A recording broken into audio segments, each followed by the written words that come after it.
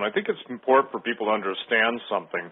It's really tough to get across the idea that when America was great, we stood for principles and ideals that the rest of the world pretty much longed after. We were a nation that at least honored God and acknowledged God, even had our national anthems acknowledging God, and there was a general, how would I say, reverence for God. We'd come out of, obviously, World War I into World War II, through Korea, Vietnam, and now all of the events from Iraq forward to Libya to the entire destabilization of the Middle East. Now, ladies and gentlemen, 10 years ago I did a talk radio show in San Diego. I don't remember, it was an AM talk radio show, and it had a Muslim host and a Christian co-host. Now, that's interesting.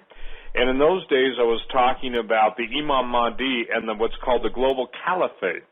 The only way to understand this is in the context of Albert Pike's Mazzini's letter of World War III, that basically the Jews, Christians, and Muslims would be pitted against each other.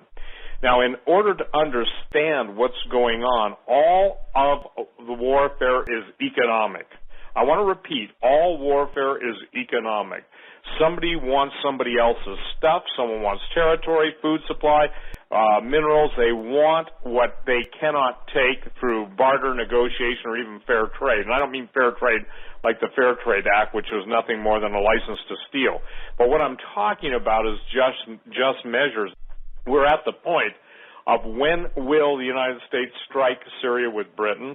What will the Russians do? What will the Chinese do? And ladies and gentlemen, probably the most perplexing point that Doug and I and Joe will talk about tonight is we're at a potential World War III incident with Russia where we've got literally hundreds of thousands of foreign troops here that the current administration has brought into the United States, including Russian Spetsnaz, to take out the gun owners. And Doug, what's critical, I think, at this point in time is to recognize that we are at war from within and from without, and soon it's going to be global. Now, I believe that when you and I and Pastor Langford and Joe and all the people that joined with us around the world, we were able to hold back certain events, not stop them, but hold them back for a time. And I can tell you this from the literally hundreds, if not thousands of emails you and I and Pastor Langford have received, Doug, that a lot of people have given their hearts to Jesus. But Jesus told us all these things that were going to come to pass. And as I was praying today, and God bless Romy, she called, or I called her, and we prayed for about a half an hour. And by the way, Doug, we interceded for you in a big way and just got a real witness in our spirit that the Lord is undertaking on your behalf, and I'll just leave it at there. But the thing is that the general theme was a nation ripe unto judgment. And again, probably the dumbest statement I've ever heard is when people say, well, why would God judge America? Well, ladies and gentlemen, I can give you 100 reasons, but those are evident. What we're facing right now, and I just received a phone call 5 minutes before the air from Hawk. I didn't pick it up. He left it on my message service, that a guy we both know and who has some pretty interesting access said that the military is getting ready to strike within 9 hours. Now, concurrent with that strike, our military strikes Syria. Now, Iran has issued through the back channels today, and Doug, I think you, and I'm going to just stop and let you share what you know, and we'll go back and forth, but Iran has issued strategic nuclear threats both against the United States and Israel today. I want to say that again, ladies and gentlemen. Years ago, Doug, I don't know if it was 10 years ago or 15 years ago, I posted on my website an AP article about the nuclear detonations that were taking place in Iran. And around the world, that story was scrubbed almost within an hour or two. I actually have a hard copy of it, and you can search my archives for it, I think. But the point being is that in the world of oil money, and we're talking billions and trillions over the decades, you can buy anything you want from anybody at any time, any place, and you can get access to it. Doesn't matter what weapon system, doesn't matter nuclear materials, doesn't matter red mercury, which is real, by the way. You can buy that stuff if you are so inclined. Now, obviously, the people that want to get it can get it. And in the world of international banking everybody's deal is related to somebody's whore or mistress. I'm going to say that again. Every country's deal are always related to somebody's whore or mistress, meaning that the double crossing, the triple crossing, and the quadruple crossing are so extreme that Ambassador A will lie to Ambassador B with a straight face, and they both spent the same night with the same Russian femme fatale, and this is a literal case I'm referring to. I won't go into details, and basically everybody knows what everybody's doing, and it's called double deal the other guy out before he double deals you out. Does it make sense? Absolutely, it makes sense. And you know, right before the airtime, I got a call as well, and essentially what was said was, this is the most critical moment right now. We're living the most critical time, the most dangerous time in the last 100 years in terms of our country's economy, because, as you said in the beginning, Steve, the economy is at the heart of this. So it seems like our sources are lining up in terms of information. So it makes perfect sense. Well, and not only that, but why don't you just share a little bit, Doug, because I think it's going to be important that people understand that we have different people, and for such a time as this, and I'm going to ask the people for 5 minutes to put aside your bias that it's me telling you what I'm telling you, those of you that seem to have nothing better to do than, you know, criticize on Facebook and stuff.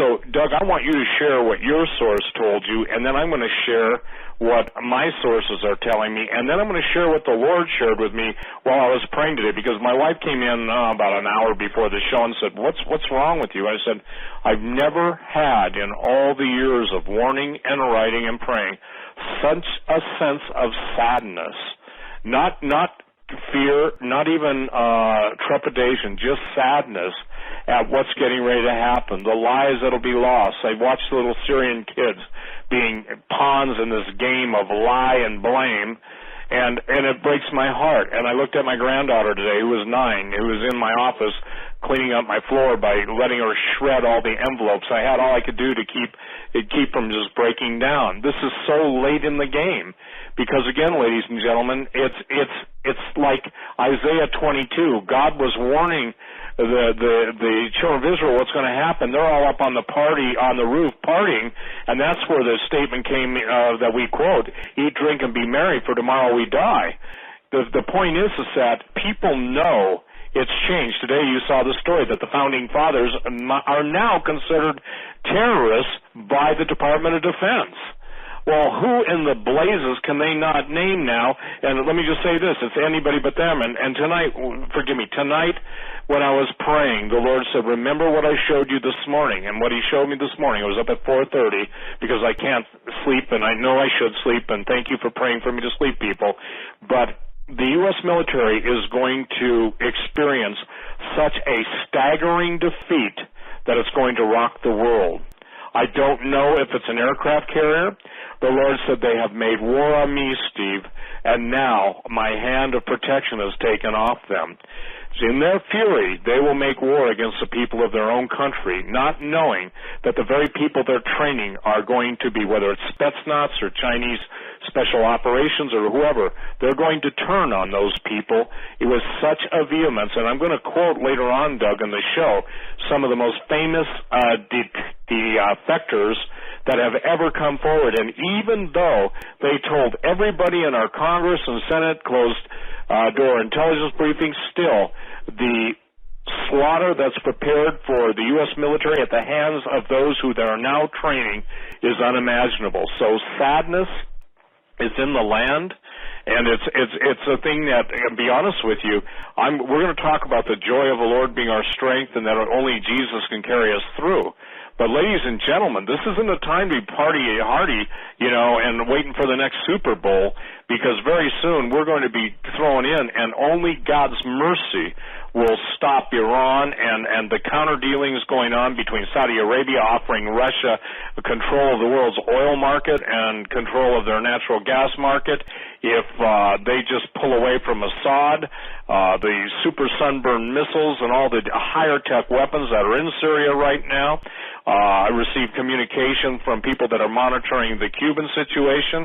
Cienfuegos Bay is an old Russian submarine thing that's been an underwater submarine base that's been reactivated. The communications coming out of there are staggering. So what I'm saying to everyone is this. We have issues right now that are so pressing and so dangerous. The other day when the Chinese announced, possibly Thursday, when the Chinese announced that they had pretty much complete control over their satellites, and the West was supposedly dumbfounded at the control that the Chinese now are exhibiting over the satellites. I've been told that they're basically in position to knock out the complete command, control, and communication U.S. military. So you guys in the Pentagon, I don't know where you're getting your intelligence, but it's got to be obvious to you. And it may be so obvious that they are basically told to stand down. But what that means, if this thing goes total nuclear in the Middle East, and it may take a week for it to get there, but the minute a strategic, and I'm talking about strategic nuclear weapon is launched, or a tactical nuclear weapon is used against Damascus, it comes apart at the seams. So what China's done is they've achieved a technical feat where they basically can maneuver their ASAT weapons, so that's anti-satellite weapons, and I've been told they have done so. And in essence, ladies and gentlemen, that's how close we are on the brink. This isn't melodrama. This isn't War of the Worlds. This is reality.